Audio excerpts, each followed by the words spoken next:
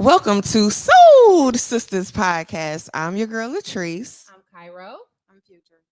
and we have an amazing guest here, my dad, Hello. Terrence Edie. Yay! How y'all doing? Thank you. Clap applause. All right, Dad, tell us a little bit about yourself. Why are you here today? What are we talking about? I've been involved in real estate for over 20 years. Been flipping. Oh, I hate that term, flipping. Been investing and renovating and selling homes pretty seriously since like 2018. I think we have sold 22 properties since that time. Wow. So that's what we've been doing. You've been moving, I see. Yeah, Yeah. I think it's more. I think it's more than 22. It's more than 22. Yeah, but we'll see. It probably is. Yeah. It's still a lot in the midst of a pandemic. You said since 2018? 2018. Yeah. Really. Because I was in real estate earlier, had some rentals and all that. Okay. Sold them, and I got back into the game. Then I actually tried to be a real estate agent for a little while, but that's just Rough not my time. bitch. He still trying to like, I need to get on the MLS. I need to get on that. Hook me up with my number. So, I think Let's go back to when he tried to be a real estate agent. Oh my God. How many houses did you sell? You I sold some sold houses. about 3-4 houses. Over 3-4 houses. Not too many. Most of the time, I just give them the future to sell. He was like, I don't like this. She don't want to pick a house. He one of those pick a house agents. Like, hurry up and pick a house. Yeah. Well, I would show people some nice houses, and I'm like, "What you waiting on? I think I'm buying." So I showed somebody a house on Marlowe, and that back then the market was the house was $25,000. So the guy was hemming and hawing. I said, "The hell with it." So I bought it. I was like, well, "You ain't gonna buy it. I'm gonna buy it." And what we sold that house for on Marlowe? You got a good deal. Yeah. We Yeah. sold it for 160. Oh, Marlo, where we had the tenant. Where we had Oh, the yeah, 10. yeah. Mhm. After we sold it for 160. Yeah, like 165. So that was when the values in the city were great. I mean, you could pick up nice properties. Mhm. We didn't know what we had. We did. And I We didn't remember know. when I was going in Rosedale and I was seeing stuff for $60,000. It was a lady who had me going in circles. She never got to buy a house, but I don't think it was her fault. We had looked at like 20 houses in Rosedale from like $40,000 to $70,000. And it's just like, to know what I know now. Oh my God. Like, If we had a crystal ball. we had that Man. crystal ball. I remember I bought my house in the University District for $47,000. Ah, So Love his house. right now, they going for $450, 500. $500 plus. Yeah. Mhm. If the work is quality, you can get it over there. And it's just going to keep on going up. Anything in the 48221 is golden. Yeah. Mhm. 48235 is cool. But that 48221 is golden. I always tell my investors that, like, especially like the ones that aren't here or aren't from here, and they're like, "Oh, what area should I look at?" Because I have a lot of them that like look at the east side, and I'm not biased to the east side, but I usually just tell them like 48221, and they're like, "Well, what if I want to spend a little bit less?" And I'm like, "Okay, 48235, 48227, 48219." So, but that 48221, It's hot. It's hot. But I tell people there are no more areas that's not going to bubble in Yeah. the city. Everything in Detroit is good to get and hold because it's going to keep going up and up. Yeah, it's just a matter of how much time you have because we were Right. just talking about that holding cost. Yeah, So holding you got a cost. little bit of time to hold it.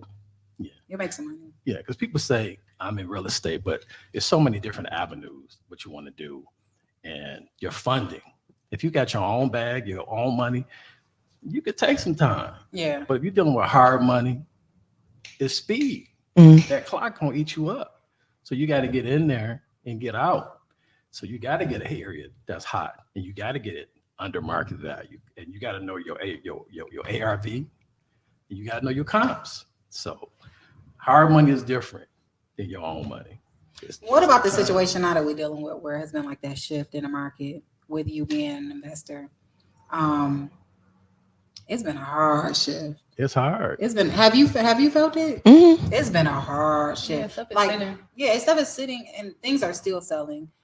Because the guy I was telling you about earlier, he bought a house in right outside of that Fitzgerald Get Fitzgerald. for $72,000, and he's selling it now because it's hard money for 110. And he bought the house like a month and a half ago. He need to buy it himself. He should have kept it. He should have kept. Fitzgerald is the next neighborhood just about the bubble.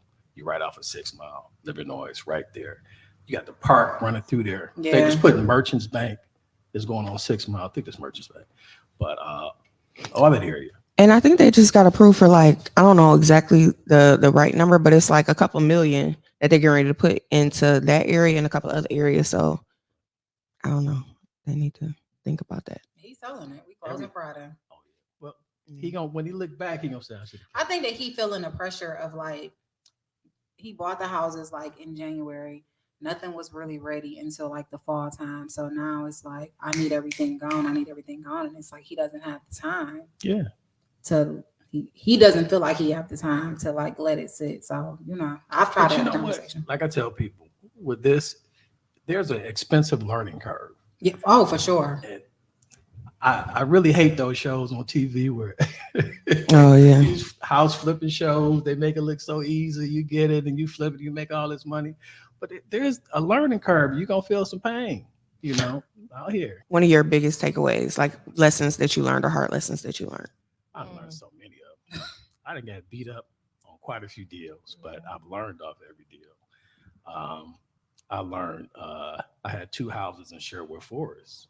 There were 2 big, nice houses, but I took a loss because the quality of work that I would have to put in a house, I couldn't get the values out. I bought the houses at too high. I didn't buy them low enough. But I thought, they Sherwood Forest, I'm gonna make all this money and it's gonna comp well. But when somebody paying you $500,000 for a house, they expect certain things to be done. Yeah. And at the cost I got the houses for, I just didn't make any money on it. I barely ate on those houses. So I try and use my own niche to buying the houses.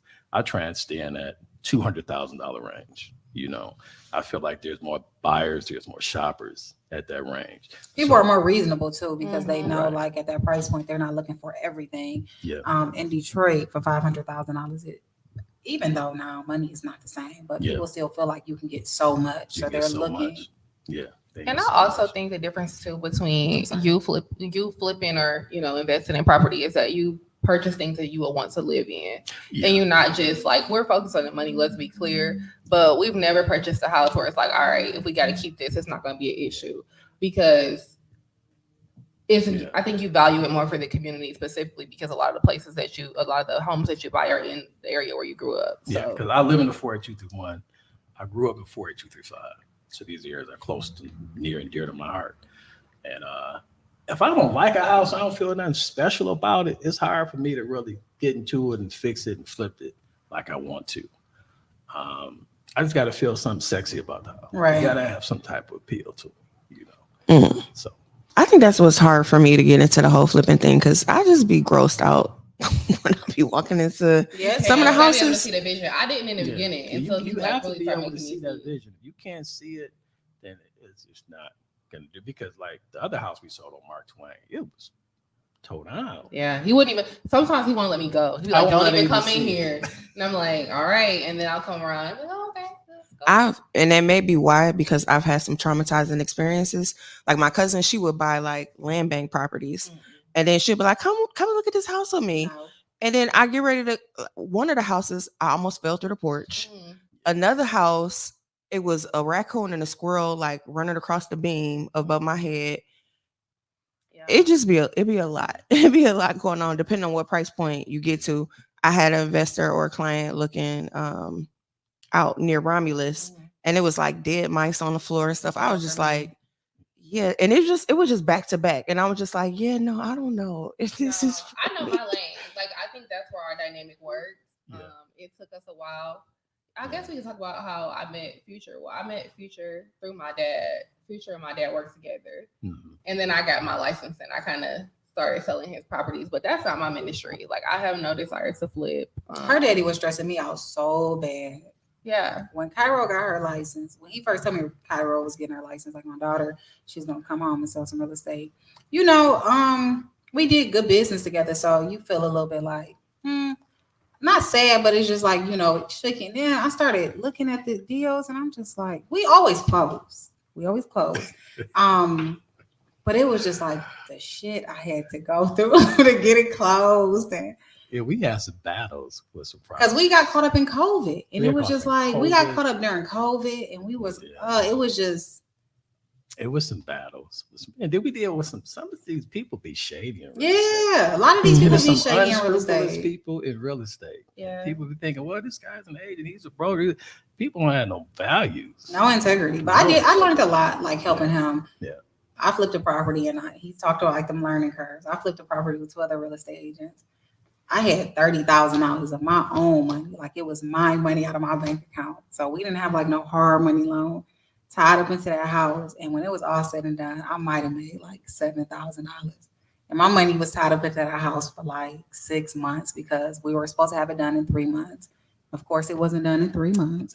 We made the mistake of letting one contractor do everything. So it didn't get done. And my money was just tied up for 6 months. I was just happy to get my money back. Yeah, because a lot of Give me my times check. with the flipping, after 90 days, it's 2 points per month. So them 2 points add up every month. So you get wiped out. So when you finally do close, if it take you 8-9 months, that's a lot of money. Yeah. You gotta pay out. So yeah, that's flipping is hard money is speed, getting it out of there. But it's a funny story about when Future was my agent. We were dealing with this one mortgage company, and the guy called me. It was like, you can't have Future call them to my company, threatening my people. That sounds just like her. She called up there and just checked the rolling. And Take care of your business. yeah, she was a pit bull. So I was like, you're going to learn in the future. I told my daughter, because I want you to be that type of agent where it's my client. And I'm Teddy. So that's how you Every gotta now do it. and then I get a compliment. He'd be like, we'll be like at home. He'd be like, hey, you did a good job. And I'd be like, thanks. Because Cairo's so sweet. I'm not that Sometimes nice. you got to show the teeth and be like, look, don't play with me. You know. You gotta Yeah. be there. Yeah. So, My favorite go-to line when something isn't like right is that's unacceptable.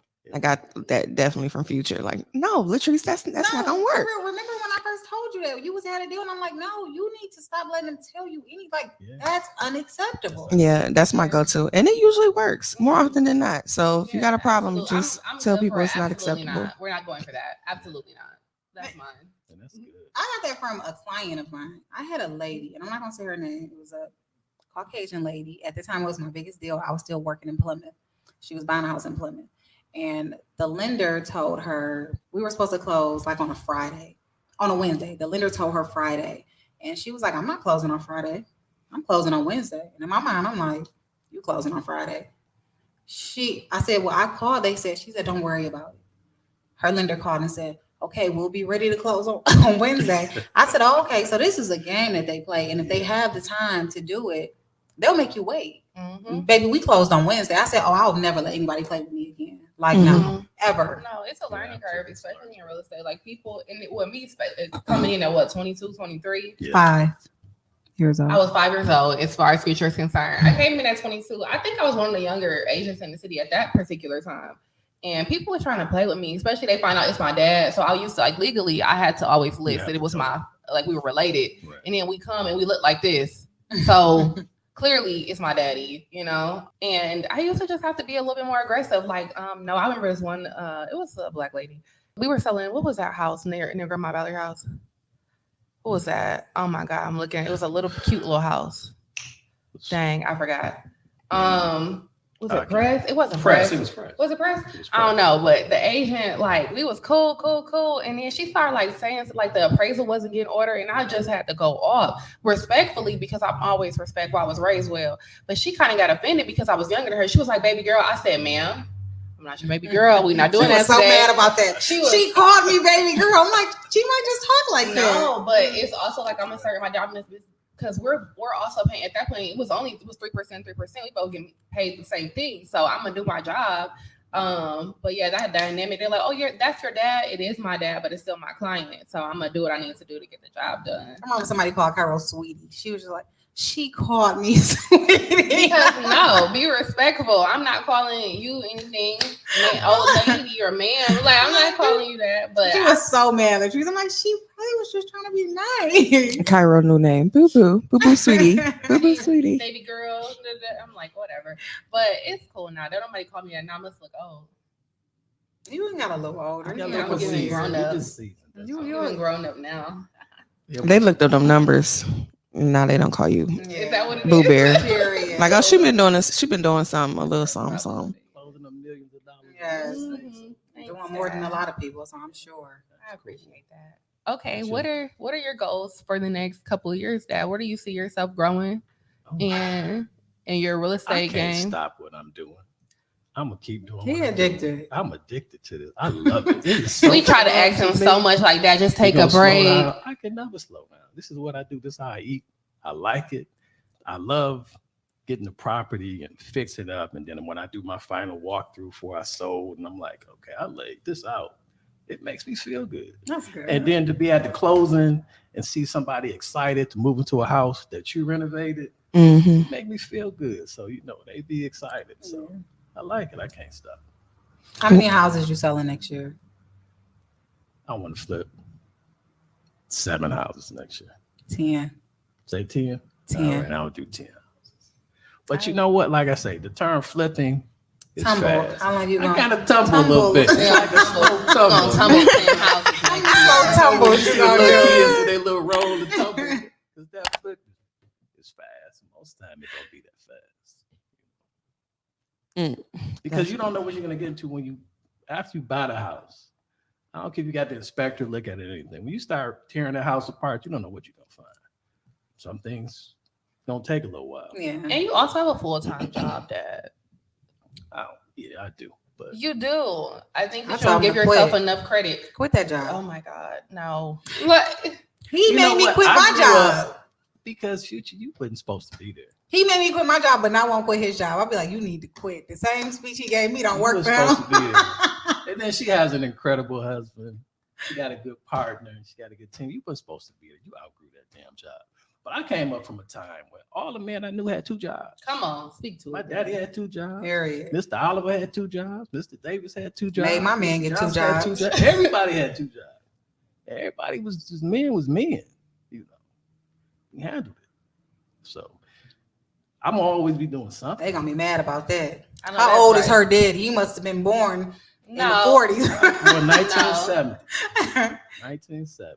Yes. Sometimes you need 2 jobs. When men was men. I don't know what they is now, but they something different. You gonna reactivate your real estate license? He got a real estate He license. got a real He's estate under license. EXP. He's No, it's- always had a real estate Oh, it's license. still It's active. active under I'm under EXP. EXP. They take about $85 out of everybody. I'm never gonna give that up. He in a downline. Hilarious. Oh, you need to be in the next photo shoot. The next. Yeah, baby, no I'll money. be here. I just get 85, but like I said, if I gotta get back out there, I get back out there and do my thing.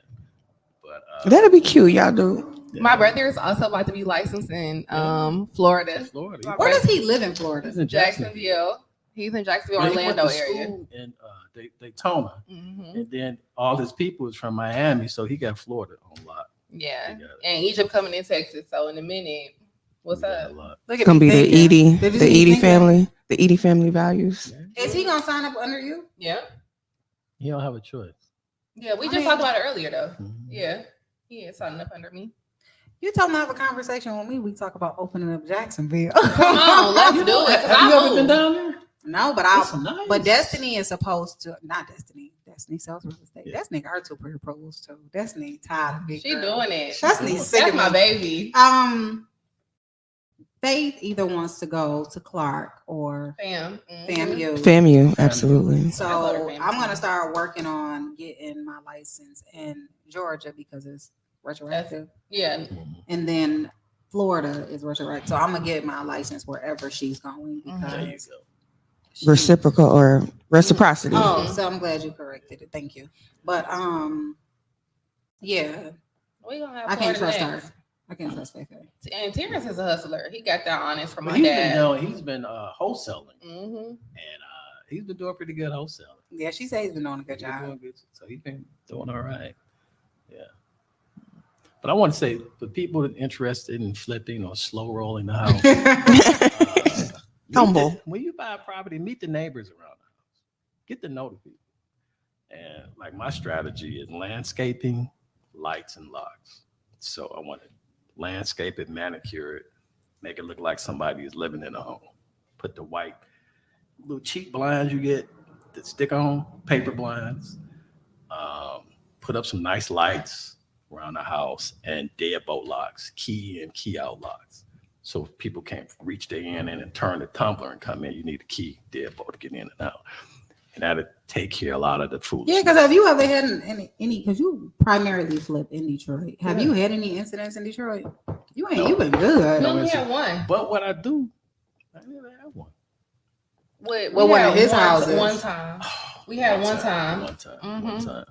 But that was, I think we know the knucklehead that did. Yeah, And 1 out of only 22 one time. ain't 24, It's only 25 one out ain't of bad. 22, One so. time. But most of the time, if you do the landscaping, when I say the landscaping, if there's a bush by a window that somebody could break in that they can hide behind, cut it down. You know, you want to try to eliminate any shadowy areas that somebody can be doing something in the house. I refused to put the fence up on Mark Twain until I took the fence down so we can expose the house so nobody can hide behind anything and try and break into the property. What about when the neighbors mean? Remember that house that my client bought from you? But it was a shared driveway. And that lady was mean as hell. We will never buy another house with a shared driveway again. That was a big mistake. She was so mean. She was mean just to be mean. Mm. And I told her, like, I put a privacy fence up in between the driveway. Didn't cost her a penny. She was so And rude she and was nasty. so mean and nasty. It's like, I don't want the privacy.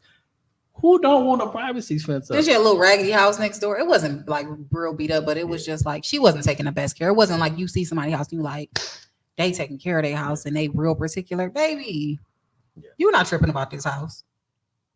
Yeah, so it was. Yeah, so you learn them. So yeah, no shared driveways. That's just my experience. No shared driveways. No shared driveways. We don't purchase houses with bad. Not going to say bad neighborhoods, but people sitting all outside. Yeah. Just don't even do it. But even when I bought one and it was, the brothers on the block hanging out, I introduced myself to the brothers. And that was cool. Go in the house when you see these cars pulling up. Yeah, so You gotta let them know. Go in. When they all hanging around, I had to have a conversation with a lady. People kept complaining. It was a nice lady, sweet lady. She would sit in her driveway in a lawn chair instead of sitting on her porch. And people was like, we don't want the house. I asked her, like, can you sit on your porch when I'm having these open houses? Was she So they nice could be. about it? Yeah, she was nice about it. We want to get you a good. We want to get you a good neighbor, somebody who's kind. She said, as soon as they buy the house, I'm sitting right back in this here driveway with this lawn chair. But realistically, they had the wrong idea about her because she watched the house. That house was empty for a year. Mm-hmm. And anytime something went on with that house, She she was the one called that me. called. And it wasn't even my house. I was just the agent. Mm-hmm. So she was very kind, but people have like that stereotype. Yeah. I like me some seasoned neighbors. Me too. Oh my God, they're the best. Mhm. They come tell you all about the house. We who lived first there. moved into our house. I think we had ordered like a TV or something. Our neighbor took the TV off our porch, put it in his garage, and was like, "Hey, y'all had a delivery. It's in my garage." And I was like, "Is this what my neighbors are like?" Like, I was so excited. I was like, "Yeah, I like this neighborhood." yeah, like the house we just got on the other side of Mark Twain, got another Mark Twain house. A nephew's doing some work and he left the power tools on the porch, the drills and all that stuff. The neighbor went and got it, had it for us, showed up a couple of days later. Yeah, I got y'all power tools and drills and stuff y'all left on the porch. Somebody left on the porch. Yeah. Why he leave that stuff on that porch? I guess he was speeding and he left it out. My daddy is so sweet. But the neighbor got it for us, so you can't beat that. But we got to meet the neighbor. Look, me and Cairo like this. Because why was them on the porch? So before you buy it, do you go and meet the neighbors or? I mean, after I close. Okay. Or if I'm over there and I'm scoping it out, I meet the neighbors or something. I had an offer accepted on the house, and my client friend told her like, "Hey, you need to go see the neighborhood at night." So she went like in the evening. It was the summertime. It was a whole bunch of guys outside playing basketball, and she was like, "No, I don't want it." And she just walked away from the house. She said it was too many guys. So, I mean, if you're a single woman, I definitely say check out the neighborhood. You gotta check it out. Yeah. You gotta check it out. Well, you have a last minute rapid fire question. Come on, LaTrease. It's your We have time. like I mean, all my questions are, nosy because not often we have like a daughter Yeah, you father can ask. We dynamic. didn't really touch on a whole lot of that, but go for it. So working with your daughter, like, and this is for both of y'all. Mhm. So how does it feel like representing your dad as his realtor? Like, do you feel like there's any cutoff between like the professional versus like the family? And then same thing for you. How do you feel working with your daughter? Do you feel like you have to talk different to her than you would, or do you feel like you treat her differently than you would if it was Future or somebody else that you didn't? I'm gonna let Cairo go first. Just to decide what you want to say. That's a multifaceted question, right? Like because I graduated from Spelman and went straight into real estate, I think it's a blessing to have had the opportunity to work under my dad, because there's so many people that don't look like us that had the opportunity as soon as they graduated, right? And I don't know, a lot of people can't say that. So I got to learn from him. He's been able to give me a lifestyle. One of my favorite clients, he just sold 22 houses. So I can't beat it. He is a little stressful because not only am I his child, his personal assistant, everything under the sun. So like the regular stuff I do for my clients, I do that times 10 for my dad. But it's been the biggest blessing for me. I'm so grateful to him. So I think it's a good thing. It's been cool. Yeah, I don't mind. I mean, I actually grew up working with my parents. My parents had party stores and different businesses. So I've been working with my parents since I was 7, 8 years old. They would sharecroppers first. I told you that the other day. My mother both of my parents were sharecroppers. Oh, okay. My mother and her auntie used to pick 400 pounds of cotton. They did a snatch row. One was in one row, the other one was in one row, and they picked the row in the center. They called it snatch row. So she got all kinds of stories about picking cotton. Mm-hmm. So when I think I'm tired, I say, nigga, you ain't tired. They picked 400 pounds of cotton. You ain't tired. So can't nothing make me tired. So going back to the other question. Working with my parents at an early age. So it gives you a different dynamic. You see your parents a little bit differently. Seeing them interact with people, interact with customers and wholesalers and all that. So I enjoy working with my daughter. I get to see her interact and see different facets of her. And I see, okay, she all right. She gonna be, if something happen to me, I know she gonna be all right. So that's good. That's good. Did you ever think when she was younger that this would be y'all dynamic? Like y'all would come to this where she would go into real estate, or to even have all your kids getting ready to embark in real estate? What do you think you did a good job with us? Huh? I think we did a good job with y'all. I think, I just want all my kids to be happy, to be able to sustain their life and take care of themselves. We didn't care what you're going to. As long as you can feed yourself and you're all right, That's good. you're good. I mean, we have high expectations of what you want them to do. But And then they get to that point where you be like, just be able to live if I leave this earth. I be telling Destiny, I just need you to be able to live if I leave this earth. You're going to be all right. As long as you're going to be all right. And I think all three of them are very smart. They're hard workers and they'll be okay. Yeah, he got good kids. I found out I knew Cairo before I knew Cairo because he would show me her pictures. I remember when she was pledging Delta. Can I say that? Because y'all got a lot of stuff. Okay, good. When she was pledging Delta, he was so stressed out because she had lost so much weight. I remember when she started dating her ex-boyfriend, he was showing me pictures. I remember when Egypt graduated college and got that job. We were talking about all the money she was making. Yeah. I think she started making off like 70. We thought she was rich. Okay. I went home talking about Egypt. Like, his daughter just graduated from college. She makes 70 off the gate and she get to fly from place to place. Yeah. So I always enjoy hearing about your kids. I know you got good kids. Yeah. One of them gave you a run for your money, but still a great kid. Which did Cairo give you the most trouble out of all of them? Cairo is the one that she gonna say, "Hey, I need your attention.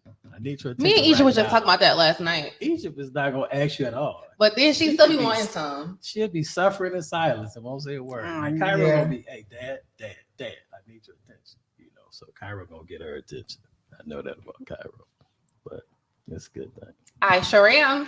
That's why I need a little help. I'm a daddy's girl. And I mean, I take pride in that. That's probably why I be struggling a little bit because my expectations are high. Period.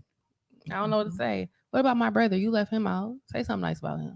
T's a hustler. T can sell rats for a living. He gonna make it. Period. He gonna could. make it.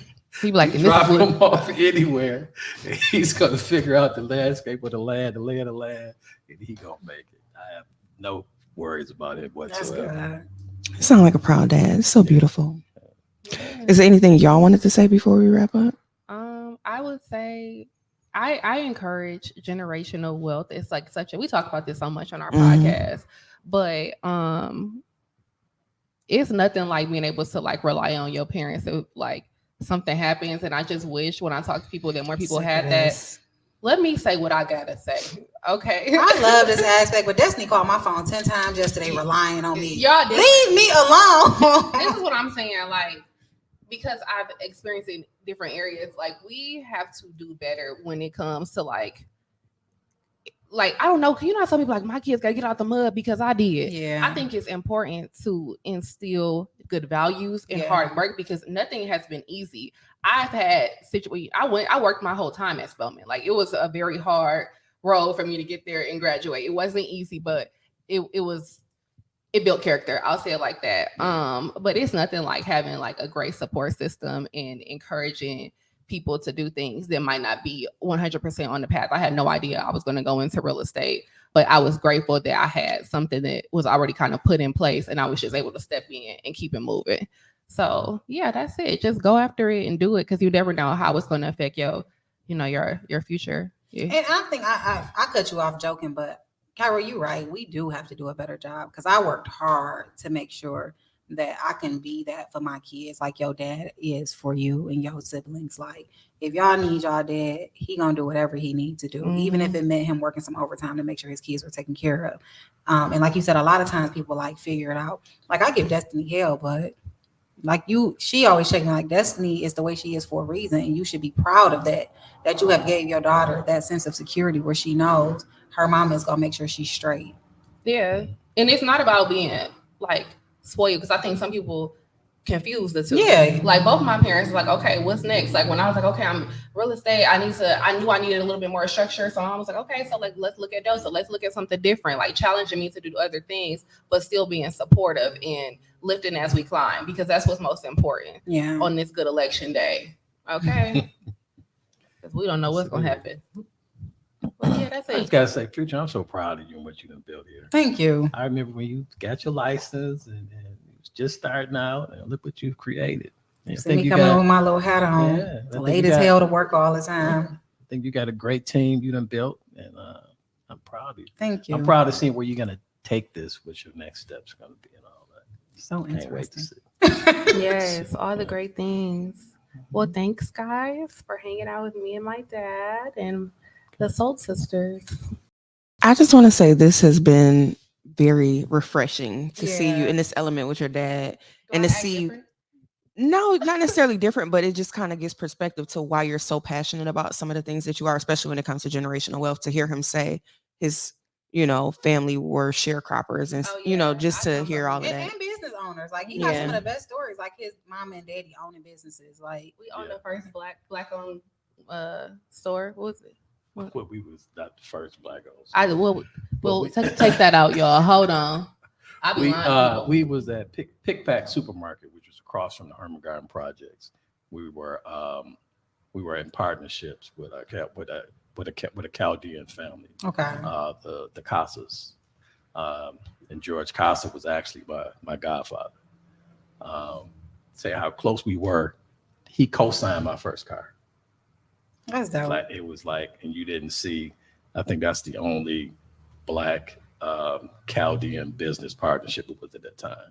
So, but after Pick Pack, we got our own store, Vancouver Market, and then we kept that about 20 so years. But we always been involved in some aspect of the grocery business. Well, you told me y'all had like an ice cream shop too. Yeah, but we had the block on Vancouver, and I put an ice cream parlor. Yeah, I knew you told me. I put an ice cream parlor in the last building. Okay. And then I bought the ice cream parlor on Joy Road in Epworth.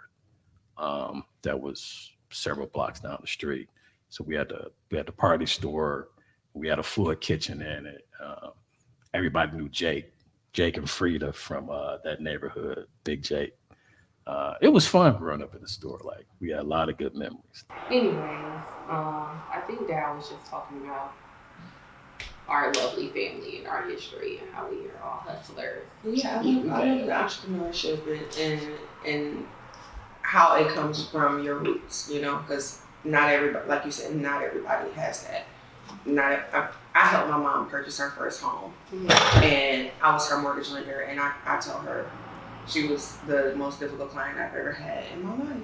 And I think it's because I went from being the person that listened to her as her child to the person saying, hey, you gotta do this, you gotta do that. But it was the most rewarding experience ever, like to be a part of that. So I can't even imagine like the reverse where this is constantly being embedded in you, and now you know, out here can live your dream. So I love it.